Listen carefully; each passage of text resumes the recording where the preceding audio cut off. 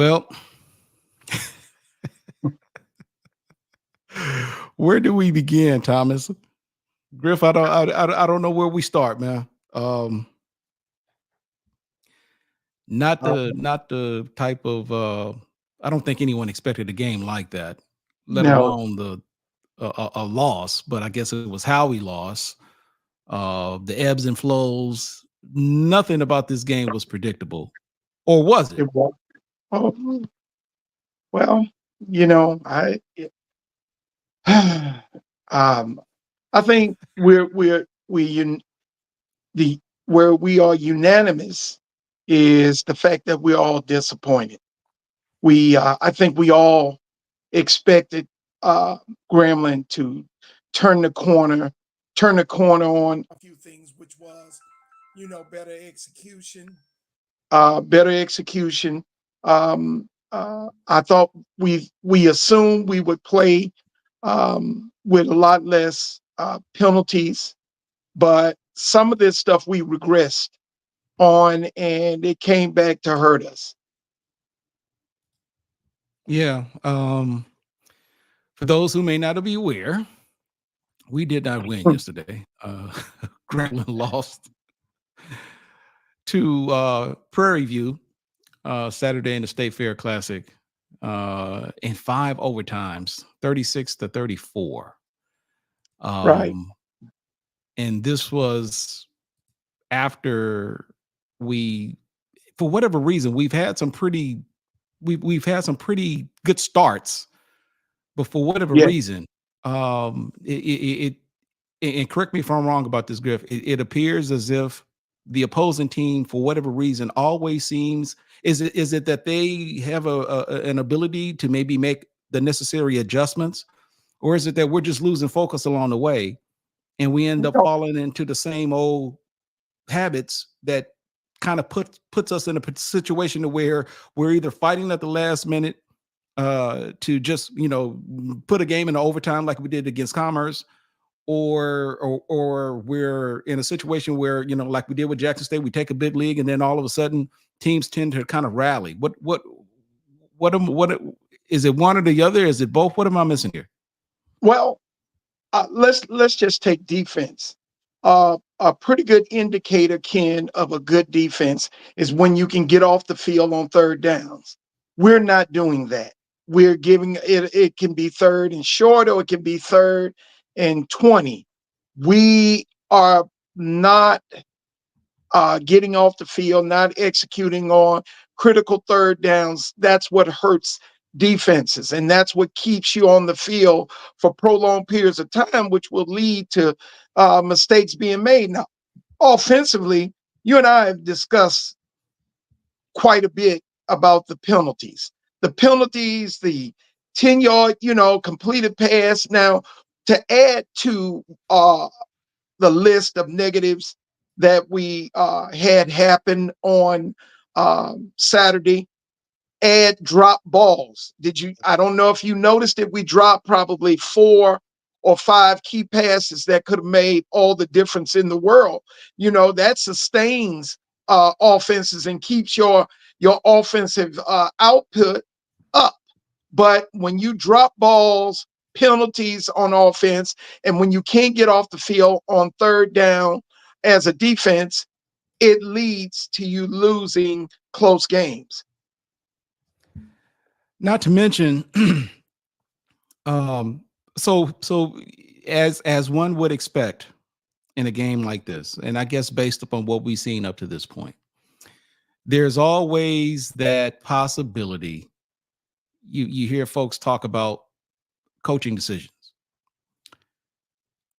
and Griffin, like I said, man, I tend to defer to you because obviously you played this game, you played for the school, and you obviously would know more about not so much the culture, but you know about the game more than I do. But I'd like to think that I'm to some degree from the where I sit from time to time, and I've seen an awful lot of football Yes. that I can kind of come to my own conclusions, whether you agree or disagree or not. But let me ask you this, because I read the comments, social media, especially in our in our private groups and so forth. And there's always the talk about the offensive coordinator when offense plays poorly, and then there's always the talk about the defensive coordinator whenever things don't necessarily go right. And I guess to some degree, there's some, there's a certain level of justification that goes along with. Ultimately, for what it's worth, head offensive coordinators, assistant coaches, and so forth, everyone has a responsibility with respect to the outcome. Correct. But there is a part of me that thinks up to this point, with respect to offensive coordinator Dooley, I made the argument last night that Grambling's offensive performance wasn't necessarily due to poor play calling. I thought it was more so due to lack of execution. And I say that because when you are in a situation to where you have a wide open receiver and you throw to that individual, and you're either overthrowing, or you're throwing behind that receiver, or in the case you get a perfect pass to the receiver and the person just drops the ball, or or a catchable ball that for whatever reason is deflected, and now it's a 50-50 ball for anyone to grab. I don't know if you can necessarily call that on the coordinator. Is that wrong in this particular No, what we you're see? not wrong. You're not wrong in the sense that could Coach Dooley, have some issues, or could take some blame from the variety, like in overtime. It just appeared that they were not prepared Right, for right, right. overtime. So the play calling was very, I thought it was very iffy, Ken. I did. I thought it was, and we I thought we made some adjustments. We talk a lot about our backs, and they seem to run hard. It just doesn't seem like we have the right combination of players in there, or the right combination of linemen. I've yet to see us go double tight, or some teams, when you get down in the red zone, they will bring in a couple of additional offensive linemen, or do some creative things in that way, or put in some bigger backs. But we're not doing that. But in terms of the execution, some of this was just plain player error. And when they look bad, it makes the team look bad, or if they don't execute, it seems like, okay, well, why are we doing this, or why aren't we doing that? Well, I need for guys to catch the ball. The one time when the guy, I forget what number he was, or the player himself, but his helmet came off, but that ball clearly hit him in the breadbasket, and you got to Yeah, make that you catch. mean right there in the end zone where, Yes, yeah, you got to make that catch. got to make that There is catch. no excuse for not making that catch. You got to make that catch. And we might be having a different conversation here, Ken, if he makes that catch. The one I will give credit where credit is due. It's good to see Grant. Normally going into the fourth quarter, Grambling just, and then they didn't look very polished, but they were able to put it together again in the fourth quarter, go down and score to put the game in overtime. So I have to give credit on for that. But there were some miscues and some missed opportunities that cost us the game. So to that point, because again, this kind of goes to kind of like a pattern. We saw this in the Commerce game, not as much with this with the situation last week against Jackson State, even though they did manage to make it a close. Jackson State put it within a 1 point game at one point. But is there something to be said that it appears, whether it be play calling, whether it be execution, or whatever the case may be, it always appears that when we play with a certain sense of urgency, or or with a certain sense of desperation, we're able to make these plays. Now, is it unrealistic to take that approach the entire game? I mean, I understand that there ebbs and flows and so forth, but what is it about a team Well, that manages to kind of like get it done when it needs to be done? you should. I mean, literally, I have been advocating despite what I saw online by some of alums and fans alike. They were saying, "Oh, we're gonna do this and we're gonna do that." Let me tell you something. You have to play every game like it's a SWAC championship. Every team can't. I've said this before the season. I'm gonna say it during the season. No one, the SWAC is competitive in a sense that if you don't play well, you're going to lose. Whether you're Jackson State, Florida A&M, Grambling State University, Southern University, it doesn't matter. You just can't afford that. You don't have the luxury of playing poorly and thinking you're going to get a W. And Grambling learned this, I would think, better than anyone. We are a phenomenal team at home. When Yeah. we play home, everybody's going to get our best. When we play at home, whether it be even Florida A&M, when they were, I thought they were better. They were the best team in the SWAC. When they play, when they come to Grambling, they're either going to lose or it's going to be a tightly contested game, regardless of whether Grambling is having a superb year or the other team is much better. It doesn't matter. We just play better at home. I would like for us to take whatever mindset we use from a home perspective and see if we can find that kind of bottle that magic and take it on the road with us. For those of you who are just joining us on YouTube, to our Grambling supporters, thank you so much. And we ask that you take a moment to share this link and encourage other individuals who may be GSU supporters, fans, alumni, and so forth. Share the link on your timelines, have them come on and join us. There's also a link that we've provided in the chat for anyone who may want to come in. Now, you don't have to necessarily show your face, but you can click on that link. And if there's a comment that you'd like to make about the game, by all means, feel free. We love to get your input, as well as any comments or anything you'd like to make in the chat. Also, while you're at it, take a moment. You've got a number of ways in which you can contribute to the podcast. We are growing. And you can go to the1901podcast.com, make a donation of any amount. Any amount you give would be greatly appreciated. And also follow us on the social networks at the 1901 podcast on all of the social networking platforms. So Griff, back to the game here. I don't know if I don't think there's never a bright side to a loss. A loss is a loss. And we kind of saw what this team was about after the first 4 games, which was non-conference. I guess for me, what makes this game just a tad bit disappointing is that this actually was a conference game.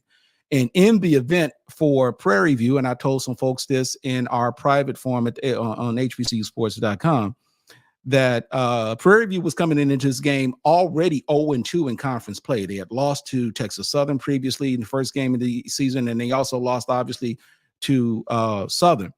And one more SWAC game would have literally put them in a situation to where it would have been awfully difficult for them to overcome, as with respect to trying to win any chance of winning the SWAC West and so forth. We're still in a situation where we control our own destiny. There's still a lot of football to play. This game doesn't necessarily hurt us per se, but talk about let's look at positions here. And of course, all roads kind of start with Prairie View with the quarterback.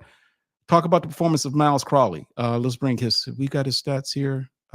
Yeah, so Miles Crawley, threw for 286 yards, completed 29 passes on 48 attempts, had 2 picks with 2 touchdowns. Talk about his play. I thought Miles, I thought he ran hot and cold during the game. I thought he was of course, you never want the 2 interceptions. I think one of the interceptions was a ricochet off a guy's hand, and the other one was a overthrow. So, I mean, what can you say about that other than turnovers hurt you?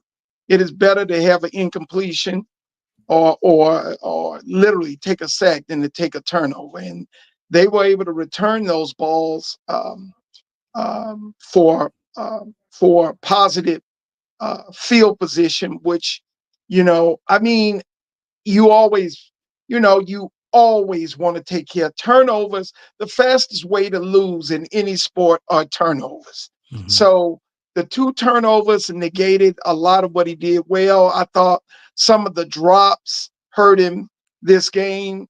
So, of course, statistically, we're looking at maybe not the greatest numbers this week, but I, I guess coaches still feel that he give us the best chance to win on Saturday. So, we gotta somehow put him in a position where I would like to see us mix it up. And I would also like to see I still would like to see an even flow where we call plays that build on one another. What am I saying, Ken? Like play action, Mm. a certain play action, then you come back with that same play action and you throw the ball and things like that. I always think that that Play action actually resulted in a touchdown on one of those drives. I don't know if yeah, it was either I don't know if it was either in overtime or one of the later touchdowns, but it was actually the result of play action that yes. made it happen. I also would like to see Crowley get the ball out of his hands quicker. I Hmm. wish they would call some plays in which, or line up in formations in which we can maybe sprint right, sprint left, instead of Crowley running for his life so often. We don't attack the middle of the field. We don't run crossing routes. Everything is either vertical or outs. So that's what I would like to do better. Is get the play calling that will, result in Crowley having some opportunities to not have to throw. Because when you think about it, even when you throw, when you're passing the ball vertically down the field, that is not a high percentage pass, even though on the pro level. I mean, you're not going to get those passes completed. But if you look at some of your more accomplished quarterbacks, they have a lot of check downs and a lot of intermediate routes that they throw to tight ends. But we haven't gotten our tight end as involved as I would like to see. But Griff, but when the tight end is involved, we've actually seen some positive results. Yes. You So know, let's get him involved more yeah. often. Let's put him in a position where he can be more involved instead of constantly going vertical. Which I mean, if that's his choice, that's his choice. But it's not the highest percentage pass, so his numbers might look might look iffy based on the fact that that is not a high percentage offense where you are constantly throwing deep. Hmm. Hmm. So here is another question that a lot of people talk about Miles, and I actually had a conversation with an individual Friday night at an alumni party about this, and with respect to Miles as a runner. Now, there are some who have asked the question, why don't we see Miles run? There are even some who are under the impression that Miles isn't a very good runner. Now, I couldn't determine from where I was, and I haven't really had an opportunity to watch the game again on replay on ESPN Plus.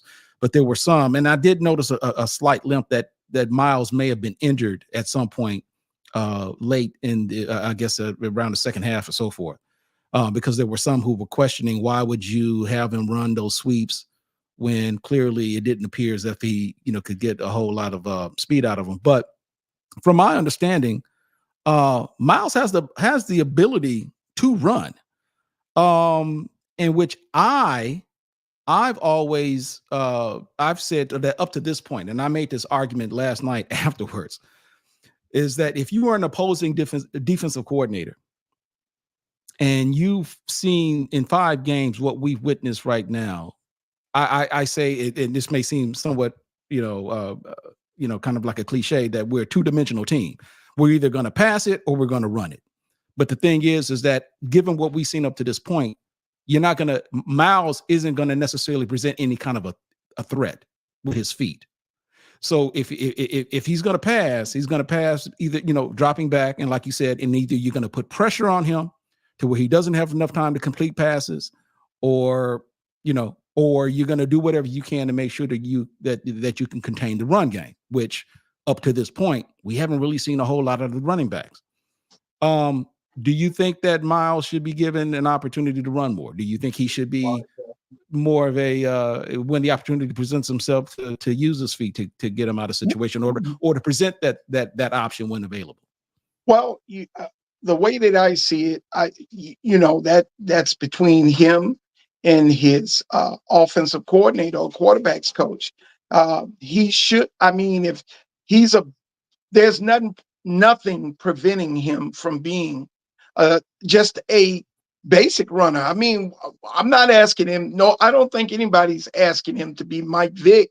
But what we are asking is, if you have an opportunity to pick up 5 yards, 4 yards, hook slide, 5 yards, 6 yards, it keeps you out of third and long, keeps you out of second and long. And that's what we need to do. We need to be more proactive in being successful on first and second down, so that our third downs we can provide more variety, rather than saying, okay, we're always in third and 12. That leads to a lot of um, low success on third down percentages, if you're always constantly, Ken, in third and long. Mm-hmm. Okay, that's Mm-hmm. how most defenses create turnovers, because when they know that you have to throw to the sticks, that's when guys get comfortable. That's when you get the pass rush. And I don't think we did a great job. I don't think we even ran one um, uh, uh, screen, or we were not successful at any screens or any other types of plays. It was when they got us in third and long, or we had penalties and we were in third and long, they were able to get off the field, and Crowley was not able to have a lot of success. And I think his success would be greatly enhanced if we can stay out of third and long. It's just not good. The advantage actually goes to the defense overwhelmingly when you're in third and long constantly. I've seen there have been a couple of times, I think during the game there were a couple of instances where we did try to run screen. But whenever, for what, so here, funny you bring that up, and I had a conversation with a friend of mine's at the game last night, that for whatever reason, and I've noticed this during the course of the season, when we run that screen, it seems to me that it takes an awful lot of time for that play to develop. It does. And more, what I'm saying is a lot longer than it should be, based upon when you've seen. So granted, you got to get that pass in, but I've seen sometimes where the pass seems to be in the air just a tad bit too long, and it kind of messes up with the timing of the play, to where once the receiver gets the ball, there's not really a whole lot of room to run. Yeah, well, Go ahead. Ken, the screen game is off because we're not executing from a run perspective. And I think that teams watch, like we watch film on teams are watching film on us. We usually, I don't know if you picked up on it, we run screens literally in the same situations each and every time. And once a team knows your tendency when you're going to run the screen, that's when it's at its most unsuccessful. And they're able to kind of pinch up and really put pressure on the receivers, making it almost obsolete to even have any success with your screen game. We got to start running screens, um, uh, maybe on first and 10, instead of always running it on third and long or Third and second and long, yeah, long. yeah, yeah, So yeah. just kind of switch it up. That's all I'm advocating for. LJ, whoever you are, we appreciate your comments. Thank you for providing some engaging comments through the chat. Uh, LJ mentioned that I guess Crawley was having some hamstring issues at the time, which would explain an awful lot if that were the case. Right. Talk about Griff. Let's talk about the backs, because this has been something that's been problematic for us. That's for receiving. That's been problematic for us with respect to our run game. And I think we only managed to get 131 yards on the ground. And just overall, backs, putting consideration of the sacks that Crawley took, but overall, 2.9 yards per carry. That's not going to get the job done. No, With respect to trying no. to sustain some sort of ground game, especially if you want to balance attack. What sticks out? What's the problem with that? Well, what sticks out about it, if you can't run the ball, that means your defense is going to be out there every time you go three and out, three and out, three and out, three Mhm. and out, your defense is out there. And the possibility exists, man, that your defense will wear out, because I don't see a lot of depth. We don't have a lot. It's the same four linemen that play predominantly most of our games. They've probably taken about 90% of the snaps. So I'm assuming we don't have a second unit of defensive linemen, and there's some pretty big guys. And if you have them out there for a prolonged period of time, what you saw happen, Ken, was we started getting tired. We were not. You only need one player, one or two players per possession to not give full effort or to give half effort for a play that normally would only yield maybe 3 or 4 yards. Now that it turns into a 55-yard touchdown. You Mhm. saw that a couple of times against Prairie View, where we usually make that play. I don't know how, other than the fact that I'm going to assume we got tired and we had guys walking instead of sprinting to the ball. A good defense always tries. Well, the objective is to have 11 guys around the football. And Mhm. when you don't do that and you assume that a guy's going to make a play that normally makes the play, now you're looking at, instead of a 4 or 5 yard possession, you're looking at the guy running for 50 yards or 40 yards or 30 yards. And that's what hurt us on Saturday. We just did not put people on the ground. So, with respect to defense, so because you're saying that obviously not having an effective run game puts our defense in a situation to where they're out on, especially when three and out type situations. Yes. So that, granted, the defense gave up a lot of big runs last night, and we've Yeah. seen this happen in each of the games that we played, especially with Jackson State, and Yeah. in some cases against Commerce.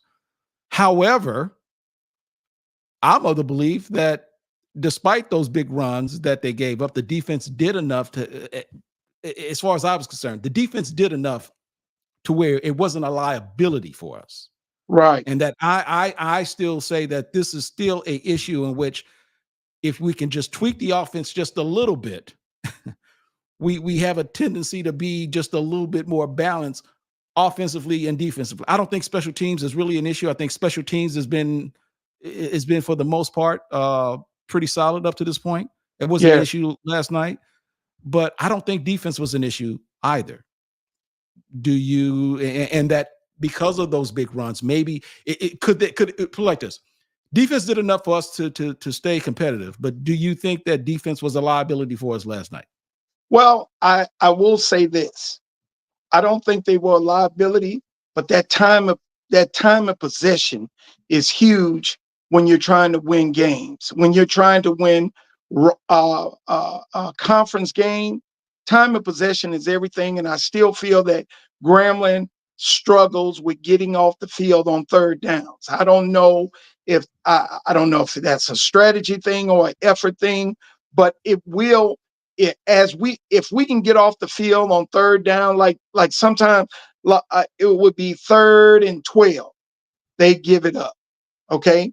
We've got to learn, good defenses get off the field on third downs. They just do. Now, in terms of time of possession, anytime a team dominates, is running the ball on you and grinding your defense down, I guarantee you it will have some type of negative effect on your overall ability to execute. You simply get guys tired. And what happens is, like I said, there were some plays that we have made previously where we missed 3 and 4 tackles, and the guy was able to pick up, chunk yards, which hurt us. We're still an opportunistic defense. We still make great plays. We had one pick that was called back. I forget what the penalty was, whether it was a holding or whatever the case might be, or maybe we were jumped off sides. But what happened is we were able to have a takeaway that was negated by a penalty. So time of possession, the base was 31-29. So Grambling Hill had one time of possession, 31 minutes. Prairie View 29 minutes. But here's an interesting stat: third down conversions, Grambling 7-19. 7-19 of third down conversions. That's bad. Yeah. That's bad. That's and you got to do a better job. We got to do a better job. With defense, Prairie View was 5 of 14 on defense. I mean, on third down conversions. So that says something to what we for our defense in terms of what we're able to do. But it goes a long ways to show what we haven't been able to do offensively in third down situations. 7 of 19 is just, that's not. You know what, Ken? I when something's broken or something's not as effective as you want it to be, maybe what they need to do. I've seen teams do this. If you don't feel like you're big enough up front or you have enough bodies up front, maybe you need to go to a 2-back set. Maybe you need to bring in an additional tackle, whatever it takes. But how long are we going to go with 4 wide, 1 back in the backfield? We go empty and we just say, well, it ain't working tonight. Well, but you and I could get paid to go in and just do what everybody else in the SWAC is doing. I would like to see us be more innovative. I would love for him to get in front of a television set and see what some of these smaller schools, like case in point, you know who runs the ball effectively well, whether they play Notre Dame, whether they play Ohio State or whoever? Who? The Navy Academy. What are they doing? They don't have any 4-star. I guarantee you, they don't have one 4-star kid on their roster. And man, they run for 500 yards every game. What is it they're doing that is so effective against these schools that they're overmatched against? I would like to see us add that to our repertoire. I really would. And I would love to see us go to a 2-back set, go back to the eye, do some of these traditional things that I understand, Ken, we're a copycat league and everybody's running the same. You look at Southern is running the same offense. So is Jackson State. So is Florida A&M. Everybody's running the same identical offense. When are we going to try something, think outside the box? Anything. How about the wing T? I was going to say, Coach Rob would say all the time, that 26 counter, he said, look, it's just all about blocking and tackling. It is. The same play. The same play is coming. You know what's coming. It is. But yet, every time you give the ball to Jake Reed, or you gave the ball to Walter Dean, or you gave the ball to any of those guys, hell, it worked. And now we're just a double wide, 1-back set, and that's all we're going to do. And maybe we'll give you a little motion across the formation, going to a trip double look. But we're still not effective from a running standpoint. And that's what we have to do. We got to be more proficient with running the ball. So, you made an interesting comment before we went live, and I told you to stop because I kind of like where you were going, but you made a comment about the officiating.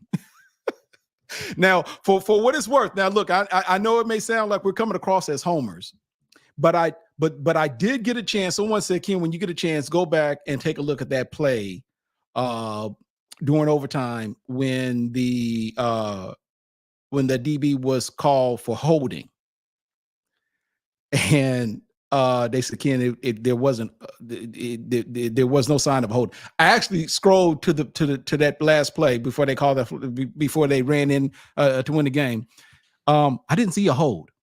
It I didn't. wasn't a hold. It It wasn't a was. hold. Yeah, yeah. It wasn't a Um, hold.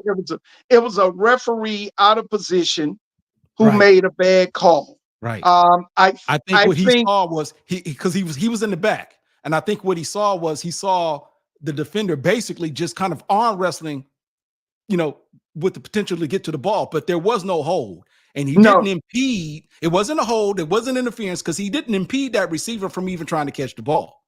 Um, Uh, and I think it wasn't a hold. And I don't necessarily want to say that lost the game, but it was a bad call. But it was, when you yes, put in consideration, the totality of the game, I mean, there are a lot of things you can point to, but that yes. definitely wasn't a hold. No, it wasn't a hold, and it's just these kind of things. I've said we were getting the same type of officiating even when I played, and that was I played in a leather helmet. That's how long ago. That's how long ago. And the refs just, man, it was Ah, bad back then. It's still bad today. I know they're doing the best they can. I would like for Grambling not to let it come down to an official's call yeah, whether we win or lose. But man, that call was horrible. Someone inboxed it to me.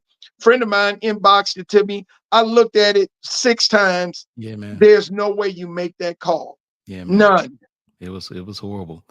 So if there is, I guess the only thing that I find somewhat kind of kind of a relief is we got an off week. No game next week, and Right. then obviously in 2 weeks we play Alcorn. And shame on me for looking down the road because I actually went into this game and I said to myself, "Ooh, we got PV, and then we got Alcorn." And then when I looked at the rest of the schedule, I said, "Ooh, you know what? There's a possibility we can maybe kind of we can stack up some wins until we get to maybe Alabama State." Yes. But I think it's safe to say at this point, and given what we've seen, what are we 3-2 for five games Yes. in? Yes. I think it's safe to conclude that we there is no guarantee No. No. none of these games that we No. play the rest of the way. It is Here's what it is here's what 50-50. I here's what I said, Ken, before the season even started. Most of the teams in the SWAC are right there, and that Mhm, includes Florida A&M. We're mhm. all meshed together. There are no dominant teams in the SWAC this year. I thought last year, having seen Florida A&M play early on, I could tell that they were kind of they were better. I thought they had the right mix. They had backs, they had rush, linemen, they had DBs, they had a. He did a phenomenal job of putting a lot of talent together. Now this year, a lot of influx of new players at a lot of schools, but once I got a chance to see Southern University, Prairie View, Arkansas Pine Bluff, I got a chance to see Alabama State as well as Alabama A&M. I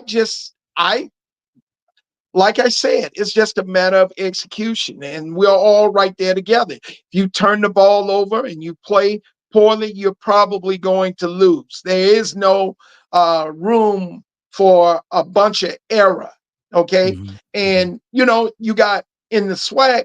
There's a premium on winning on the road because most teams play well at home, or they play well enough to win at home. It's what you do on the road that is going to separate you from the competition. While Grambling plays phenomenal at home, I Yeah, wouldn't be surprised if we go 5-0 at home. But can we get it done?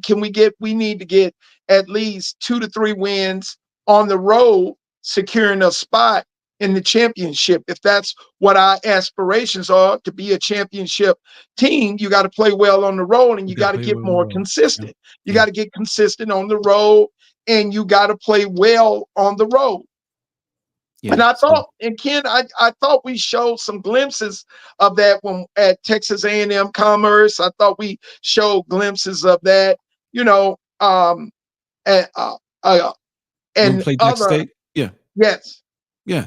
So, but I agree. Like I said, but I said, matter of fact, during the A&M game, the Commerce game, I said that up to this point, we have kind of displayed this team is consistently inconsistent. Um, we've seen I think we've seen what this team can potentially do. We've seen what this team can possibly do, but this team's got work to do, Griff. This team's it got work does, to do. it This team's got does, work. You made the comment that we've played well at home, which is correct, and it bodes well that we play Alcorn State at Eddie Robinson Stadium in 2 weeks, and that yes, we're going into a bye week, and you can only hope and assume that obviously if there are any particular injuries, to give some people time to heal. And in the case of Miles, if there is a hamstring problem, then hopefully he can get that, time to heal that to where he is open to, where he can play to the very best that he has the potential to play. Before we go, let me ask you this with respect to the quarterback position. Does Mickey Joseph consider the possibility of making a change at this point of the season? Just yet. I don't think I don't think so, but I think what he can do is you can use, if you believe that you have quarterbacks on your roster that can help us, that is more of a runner or brings a different dimension to. This is not a foreign concept where schools have used 2 quarterbacks Mhm, to achieve one objective, which is winning. mhm. I don't care what we need to do to win. I just care that we win. Some people will even put in a running back and run the The Wildcat Wildcat. offense. Yeah. Yep. So, I mean, it's not a foreign concept or something that we shouldn't be above. But if we feel that Miles is our guy, then we should still continue to use him because he does seem to be the most proficient passer of the guys Mhm. I've seen this year. But I think we should use these other. I think we should use, if we got a kid that is fleet of foot or can help us on the ground or help us, just with our running game, then use it. Yeah. Use Yeah. it. Yeah. Use him. We actually saw a situation, during the A&M game, he actually pulled Miles for a series and he put Yes. in the backup and, Yes. and he appeared to come back in a much better, you know, situation to where he appeared to actually be able to kind of perform. So I guess sometimes it takes an opportunity to kind of see things from the sidelines before, Yes. to kind of to take everything in and embrace it. Right. Griff, All hands on deck. All yeah, hands on deck. yeah, I mean, literally, Grambling for the first time in a few seasons that we're actually right there and have a great opportunity to be in the SWAC championship. Yeah. It still can happen, but Yeah. we've got to Yeah. fix our running game, and we've got to, defensively. I still feel we got to get off the field on third downs and be more efficient and continue to do the things that we look strong at, which is taking the ball away. We can create short fields for our offense. That's a good thing. Yeah. So I mean, Ken, we lost in overtime. We're highly competitive this year. If nothing else. We've only had one game where we didn't look as competitive as I would have liked, which is Louisiana Lafayette. Mhm. But besides that, we've been competitive Yeah. week in and week out. Yeah. Yeah. And we've won the games that we should have won, probably with the exception of last night. Because I can tell you now, there was nothing that was just extra exceptional about Prairie View. No, It was, no, and I say that respectfully, but I've seen enough. I've seen enough of Prairie View this year to know that we gave one away. We gave one we away. did, we did, Yeah. Yeah. we So really did. no I need to mean, sugarcoat it. we had a great opportunity, and we just squandered it because we did not execute. Yeah. Yeah. That's your word. I like that word. We did Yeah. not execute. We didn't And when execute. you don't execute and you turn the ball, you have turnovers, untimely penalties, and and you don't capitalize on certain opportunities, you're probably going to not fare as well. Yeah. Yeah. Well, Griff, we're going to end it here, man. I think it Okay. was a good session. We've looked at all phases, and we've got an open week. For those of you who are watching us live, the SWAC coaches press conference will be held live tomorrow, and we will make sure that we bring you Mickey Joseph's portion of that press conference here on the 1901 podcast. So make sure you stay tuned for that, and I'll see if I can even ask him a question or two about that game. But hopefully, he should have plenty to say, and we'll definitely make sure we cover it and bring you the comments from that press conference. So, as we've indicated before, visit us at the 1901podcast.com, where you have the opportunity to make a donation, as well as subscribe to the email to our newsletter. And make sure you also follow us on all of the social media platforms at the 1901 podcast, and follow us. And like I said, this is a grassroots effort, so we're going to continue to build momentum. But make sure you can donate whatever you can to make sure that we help us get to this point. Believe me, it's only so much that I can ask Griff to do this for nothing. Okay, so we are going to until next time. He's Thomas Griffin. I'm Ken Rashad. Thank you for joining us for this live edition of the 1901 podcast. We will see you guys next time. God bless All you. right. All right. Take care. All right, man. We'll see you.